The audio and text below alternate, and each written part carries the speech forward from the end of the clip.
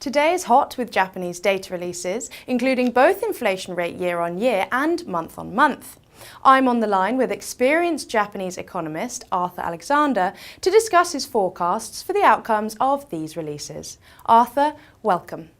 Firstly, looking at the inflation rate data month-on-month, which came out earlier this morning, we've seen that for a second consecutive month in June, Japan's inflation rate slowed. The news comes after a spike in April at 2.1%. What do you see as the cause of June's drop? Well, I think that the prices are stabilizing. They are not going up anywhere nearly as fast as they were 6 months ago. One thing that introduces complications into all this is that the consumption tax rise in April, national sales tax, has distorted our interpretation of the data. My seasonal adjustment that I do here on my own computer using both the American and the European methods shows a slight increase in prices this month. But what it indicates is that different people using different methods are going to come up with various conclusions because technical issues having to do with that big 3% increase of the sales tax. Now, looking at other data, it does indicate that price rise is slowing.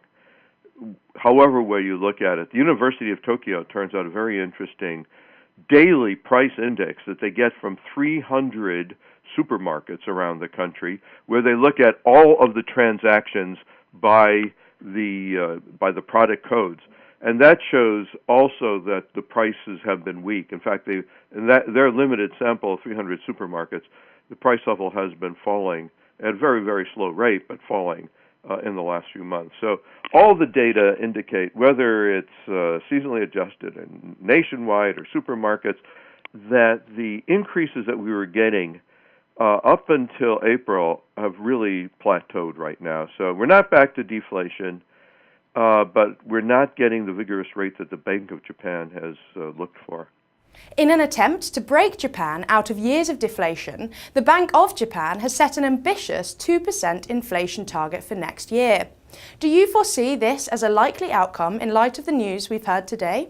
No, because the price levels and the economy as a whole has more or less plateaued right now. Now, it's not plateaued at a low level. It's at a high level. The employment situation looks good. There even seems to be some labor shortages developing in specific areas like construction.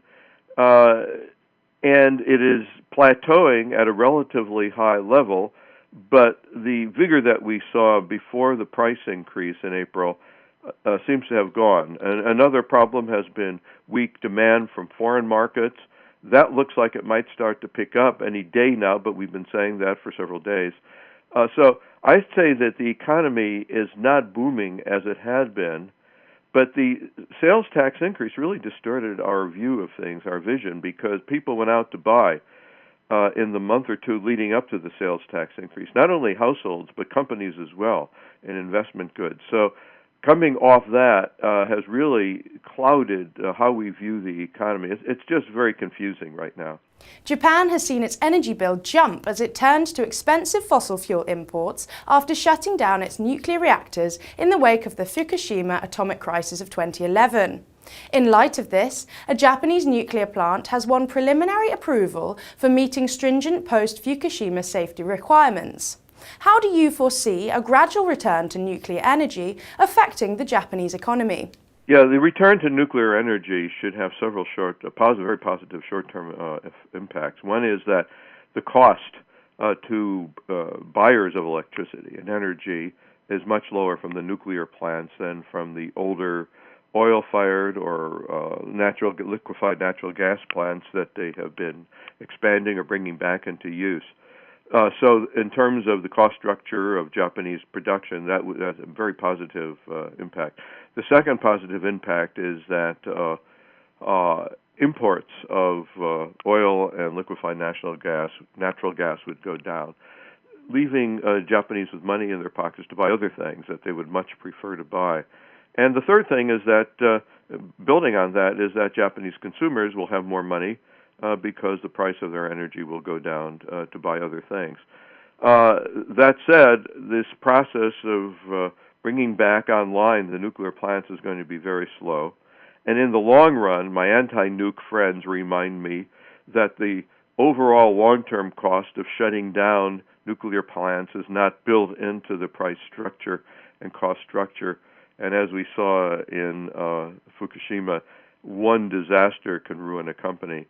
So that the short run, there are all kinds of positive aspects. In the long run, you really have to take a much finer look.